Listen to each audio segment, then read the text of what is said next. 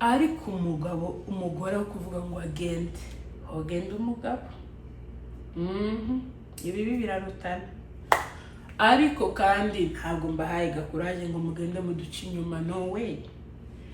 Ariko umugore wamaze kugenda mwakagira Yesu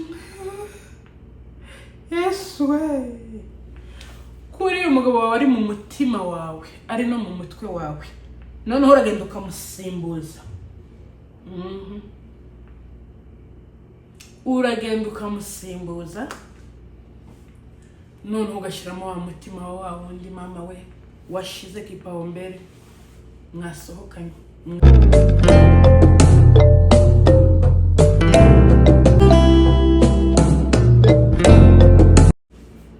Hi guys, nizere ko mumeze neza mwarereye mwese, muhawe ikaze hano.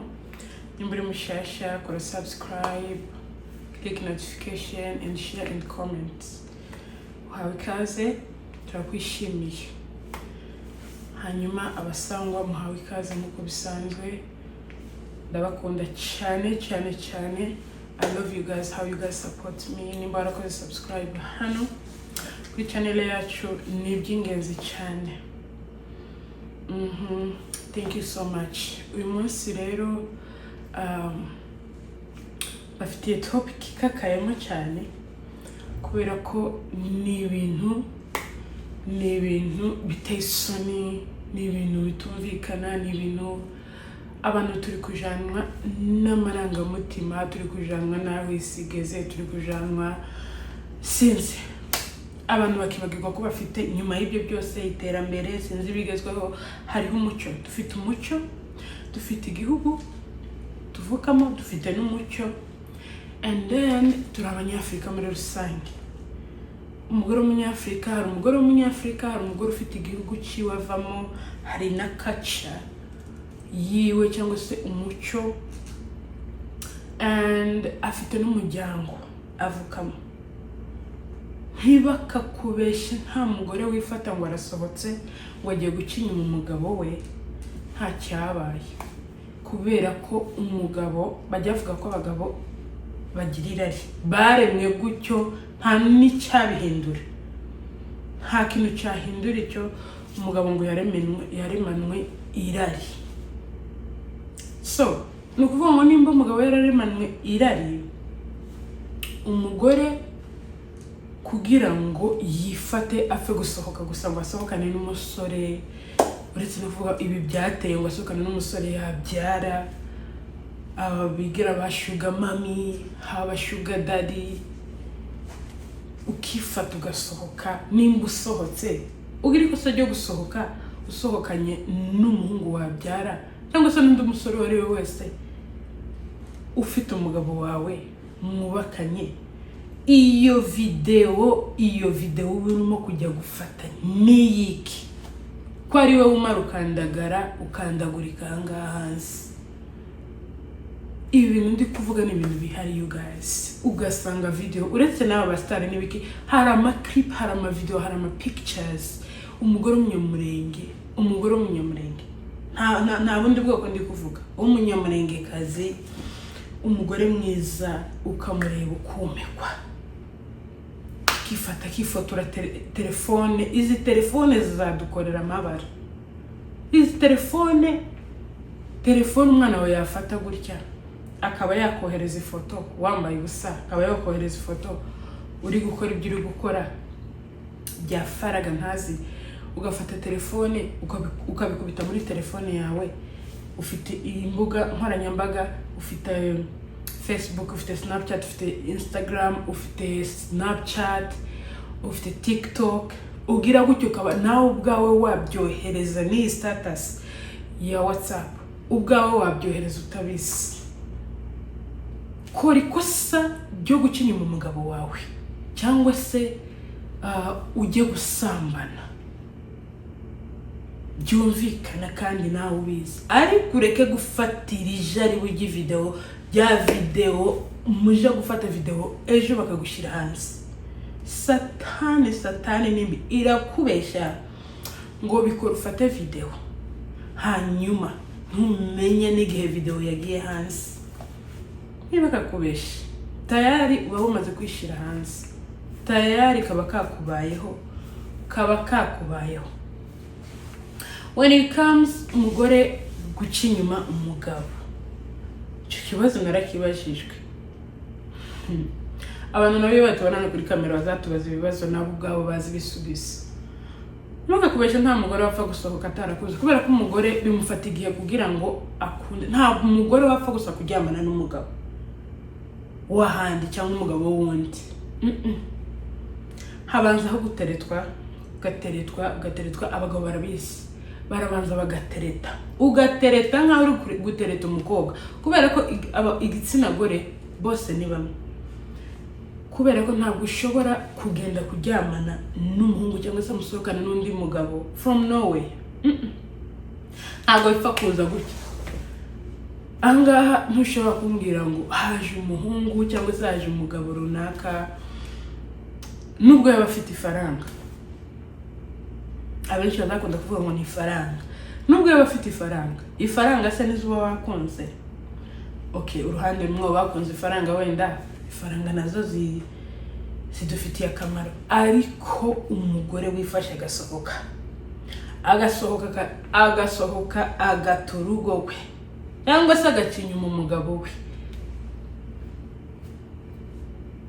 tayari kaba kabaye.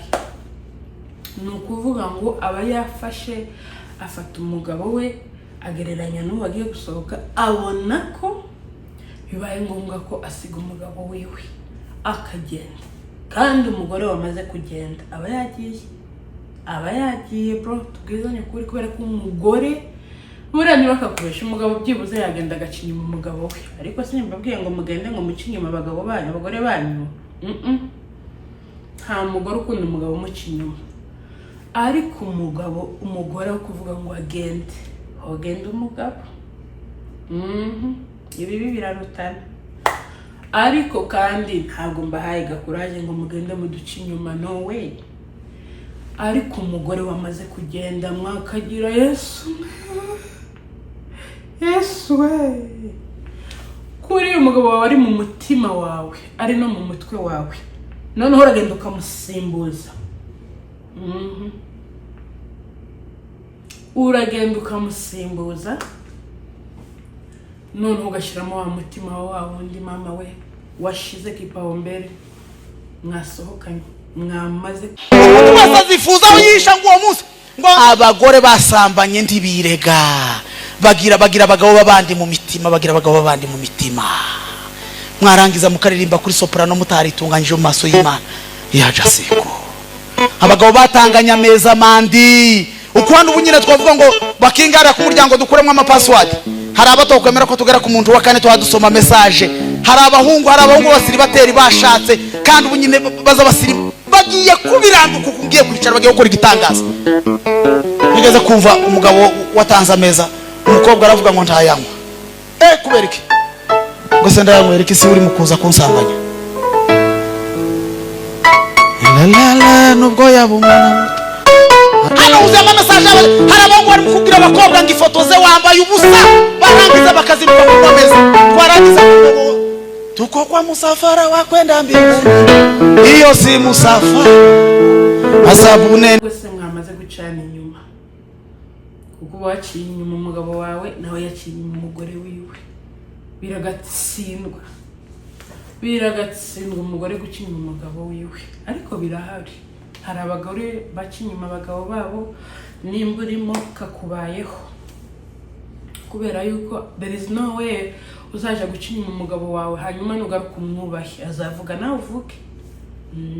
Urugo rwakimo umuriro, urugo ruhoremo amakimbirane, muhagarika ya malaria. Aya nta malaria y'isi guys, aya nta malaria y'isi. Tero utazeka ubu munsi uri kwibona uri mwiza, abasore bagutereta, abagabo bahandi bagutereta, ntabwo ari kuzahora. Tunazeka kandi umugore gusaza biroroshye. So nimba ufite umugabo wawe niki yakwimye ku buryo wifata ukaja kuryamana n'ikindi kigabo hanze kikagukubitamo za karande zizakuvamo nyuma y'imyaka magana? baravuze ngo nimba ari ikintu gihaba kibi umugore wajyamanye n'undi mugabo azana za karande zo mu muryango we, imikoshi yose urayizana ukayikubita muri wa mugabo wawe we, ukazana imyaka ukayikubita ku mugabo wawe, ukayimena mu rugo rwawe, umwuka mubi unatawala, roho chafu inatawala katika familia yako. Mabantu batazi ngo niki naho kumbe ni wewe mugore wagiye kuyizana hanze, urarahura nkakujya baje kurahura umuriro, uracomeka. Nta mahoro yaza mu rugo mu gihe uzi neza ko ukinye mu mugabo wawe wa mudamu we. Nimba ubikora wigaye umve iki kiganiro nukibona uzapfukama usaba Imana imbabazi kuko niyo yonyine gusa umuntu yakubabarira ariko ntiyakwibagirwa sometimes, ariko yanakubabarira ntabyibagirwa ariko akabireka. Ariko ikintu kibi kihaba n'umugore kwifata ngo arasohotse kandi gasinzi sinzi ni pepo ryateye muri aba bagabo. Umugabo akakubona neza ko wubatse, excuse me, nta munsi n'umwe uzoreka guteretwa ngo warashatswe, no. Urateretwa kuva mu kwezi kwa mbere, social media abantu baragutereta. N'ubu ni cyaya ngaha watangara za DM ziba kuri Facebook yanjye, DM bano umugabo arifata akakwandikira akagukubita umutoma uva nkujya wa Salomo, ukareba ugahita swipe up, iro hita gufata akagukubita umutoma sha akazanira mitoma ya Salomo ira neza muri Bibiliya. Umugore yayibwirwa rimwe nukuvuga ngo nimba ubonye iyo mitoma ukandika ukamwishura abona ko of course you are interested, uraja kwirigwa uri praying ama message y'umugabo w'umugore mugenzi wawe. Ejo nta kindi muzasenya, azagusenyera urugo nawe umusenyere, nta kindi. Kandi nikindi kuvuga ngo urugero nkira video yari maze trending ari amajwi ya Eva wa John na ko wari wa John. Kuri njyewe nta muntu n'umwe nashigikira, sinakunda kubona urugo rw'umuntu rusenyuka, ariko ukuntu ibintu biba bimeze nuko nguko. Umugore wese arateretwa, especially nkuriya wari umaze igihe atandukanye n'umugabo. Abagabo barahaguruka nabo baratereta ukagira ngo none niho bakibona umugore watandukanye n'umugabo. Abagabo niko bameze, bazahora batereta. Abahungu bazagutereta ukiri umukobwa ugashakwa ugateretwa, ugateretwa n'abagabo kandi bazi neza ko ufite umugabo nkabo. Ibyo bizahoraho, ariko ni wewe amahitamo nabiri. Ni wowe guhitamo ko ati narubatse, naje kubaka, mfite umuryango, mfite abana, nkwiriye kubahisha umutware wanjye, nkwiriye kubahisha umugabo wanjye n'abana banjye. Kubera ko nkubwire wa mudamu we uzasambana, umwana wawe azasambana, umwuzukuru wawe azasambana, yani muzaba kizazi na kizazi. Kubera ko tusidanganyana, twambaye umubiri. Umugore wese ajya asohokana n'umuhungu cyangwa se agasohokana n'umugabo ari uko yabanjije kumukunda. Basi kudanganya, nta mugore uzufa kugenda gusa from nowhere. Nawe aba yateretswe, yes ndabyemera, arateretwa agafata igihe sasa nawe cyo kubyiyumvisha mu mutwe we, kubera ko umugore nibyo yumva, umugabo nibyo abona. Umugabo biroroshye kubona umukobwa yiyambariye akajipo kagufi gose akabara mwifuruje aho ngaho, ariko biragoye kubona umugore ngo nama nta mbona umusore mwiza cyangwa se umugabo mwiza nama mwifuza aho ngaho. Biterwa n'amagambo aba yakubwiye, kandi umugabo aratereta. Noneho kubera ko bazi ko nyine eza ndategezo kuyokoresha bakubwira amagambo meza, nta mugabo uzupfa gusohokana n'umugore cyangwa se n'umukobwa atabanje kumutereta. Aratereta umugore nawe agatekereza, cyangwa se umukobwa agatekereza kuri ya amagambo yabwiwe, nawe agafata igihe cyo kubyiyumvamo. Ntabwo ushobora nta mukobwa, nanjye muzambwira, nta mukobwa cyangwa se umugore wapfa kuryamana n'umugabo cyangwa se yapfa kuryamana n'umusore atamuyumvisemo bro. Weta kwa sio mwanamke wa kawaida. Waba uri umugore uteye ute, waba uri umukobwa uteye ute, uba wabanjije nawe gufata time yo kumutekerezaho, ukamutekerezaho we ukamwiyumvamo, and then ibindi bikabona gukorwa nyuma. Nukuvuga ngo nimba uri umugore ukifata ukiyandagaza ukaza gusambana hanze ugasohoka, tayari wasenya urugo, nta rugo ruba rukirimo, ntawe. Wamaze guca inyuma umugabo wawe yabimenye atabimenye, nta rugo ruba rukirimo. Nubwo atabimenye hari umwuka mubi wazanye mu rugo tayari.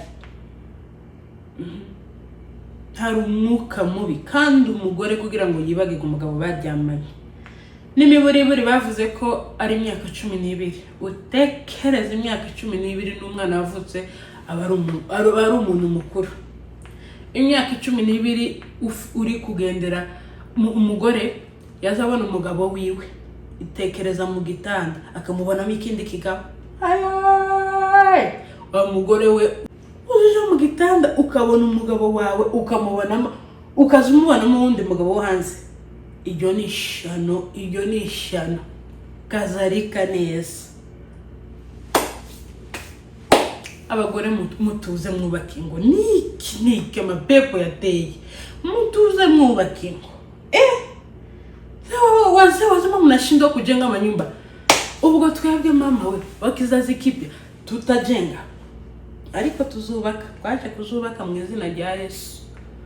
Iki kiganiro nagitekerejeho kirambabaza, nagitekerejeho nkaza numva umutima urababaye cyane, urababaye. Mpamvu ndi kuvuga ku bagore, nanjye ndi umugore, zagaciro ko kuba mu rugo, zagaciro ko kuba mu rugo mubanye neza n'umugabo, zagaciro k'umugore utuje mu rugo, k'umugore uharanira amahoro mu rugo akagira urugo rwiza. Nta gisa nabyo. Satani yahagurukiye igitsina gore, nimba mutabizi mubimenye, kandi nta kindi, nta handi ituruka, nta handi izaturuka. Ni mu busambanyi, ni uguteza ayo marari, ni ukukwereka ko umugabo wawe ntacyo amaze, ukabona ko umugabo wawe ukamuca amazi. N'ibyo yagukoreye byose ni umugabo mwabyaranye bro, mwabyaranye abana, mufitanye amaraso, mufitanye abana, ariko ugasohoka uyu mugore wifata ugasenya urugo ukagira ngo niwe wagwiteretsemo. Ariko n'imanza zirarutana mana we.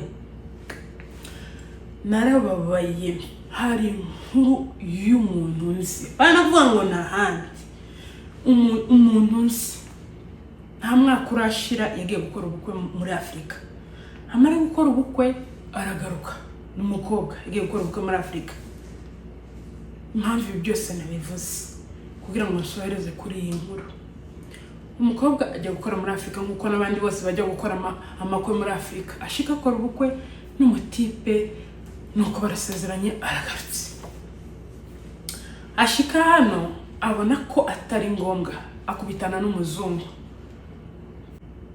Bahanye contrat, barasinya na contrat ya 1 year. Niba mara bazatandukanye. Barabana azi neza ko afite umugabo muri Afrika. Iyo Satani yashatse kugukoza isoni, amareka dosiye yihute, wagira gutyo bakamubaza iki, wagira gutyo bakamuhamagara mu mugabo we, wagira gutyo bakamubaza iki ngiki. Umugabo yaziye amezi angahe? Amezi 10. Nimba atari 8, yaziye amezi 10. Agira gutyo aramubwira ati sheruze n'ikindi visa yasohotse, none zane tike y'amafaranga. Umugabo n'akanyamuneza n'ibyishimo ahamagaye umugabo wiwe, ahamagaye umugore wiwe, aramubwira ati sheri, visa imetoka, visa yasohotse. I'm so happy, I'm so excited, I can't wait kongera guhura n'umugore wanjye nkunda. Umugore karajuguma yahwere avuga ati turashize noneho ya contract twasinanye n'umuzungu bizagenda gute? Ambwira ati sheri ndishimye, ndanezerewe, visa yasohotse none zana tike. Aravuga ati sheri urumva ubu nta mafaranga nari mfite, nta kazi nari mfite, ubu sinzi waba witonzemo gatoya. Arambwira ati sheri nta kibazo, nimba nta ufite hari akaraka nari nakoze ari udufaranga nari mfite, don't worry njye nyine nzikatishiriza. Aravuga ati nta kibazo. Umugabo arakatisha arazi. Umugore rifata nta n'isoni aza kumufata ku kibuga cy'indege, amutwara mu nzu azi neza ko umuzungu ari bukomange mavuye mu kazi, agataha kandi neza. Umuzungu yari azi ko asanzemo umugore we. Umugabo arashitse sheri shushu mu nzu.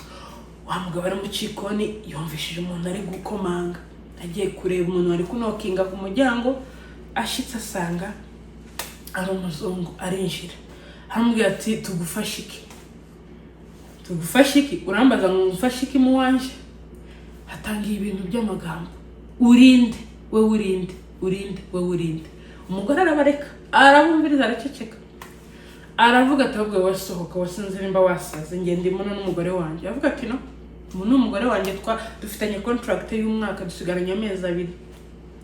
Kirisitu. Umugabo akubitwa n'agasuko amenwa amazi akonje, arumikwa.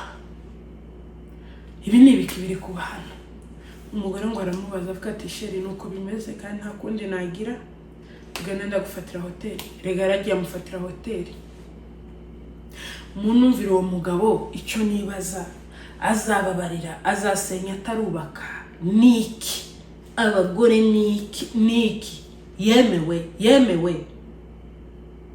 Nukuvuga ngo sinzi abagore bari guferingira. Mwumve umugore kwifata, azi neza ko umugabo we yaje, azi neza ko yubatse, azi neza ko anytime umugabo we azaza. Ariko umugore arifashe, asinyanye contract n'umuzungu. Yanamwicisha. Nta mikino, abazungu nta mikino, yamwicisha agapfa. Ni ikibazo gikomeye. Ubuzima bwe bwaba buri mu kaga. Ashaka kwicwa n'uwo muzungu azira umugore tamubwije ukuri. Ntabwo nshaka kwifata ngafata umugabo wanjye twakoranye ubukwe nkamuzana mu nzu nzi ko neza hari undi mugabo uri butahe mu rugo. Cyo ni kosa. That's a mistake.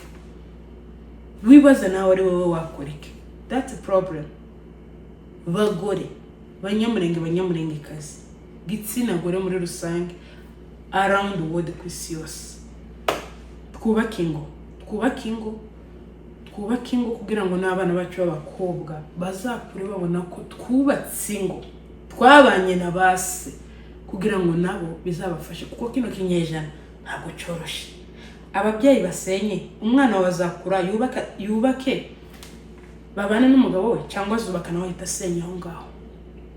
Ni imyuka mibi, iyo ni karande twaba turi gushira mu bana mu muryango.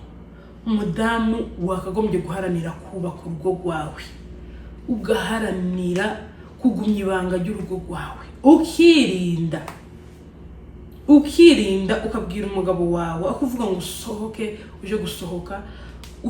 uje gusohokana n'abandi bagabo n'abandi basore. Ufite umugabo wawe mu nzu ntacyo mupfa, mubwira icyo ushaka gukorera akigukorere. Muganire, muhurize ku mugozi umwe. Twubake ingo kuko ntaho byanditse gusenya urugo. Bibiliya iravuga ati nukubana akaramata urupfu rwonyine akaba ari rwo rwadutandukanya. Ariko si ubu ngubu n'impfu ziri urupfu nirwo ruri gutandukanya bashakanye. No, divorce yabaye akamenya, divorce yabaye like I don't know, urazisenya ukagira ngo nimwe mwazishizemo. Cyo ni ikibazo gikomeye. Babyeyi muharanire kubaka ingo kuko urugo ni umugisha. Niyo mpamvu wagiriwe amahirwe yo kubaka muri iki gihe. Reka gusenya urugo. Twubake ingo babyeyi. Murakoze cyane. Iyo wagize umwanya wo gufata ukareba kino kiganiro nizere ko kizagufasha special women's mother mwihanganire ingo zanyu twubake kuko niwo muco mwiza w'abakristo. Thank you so much for watching.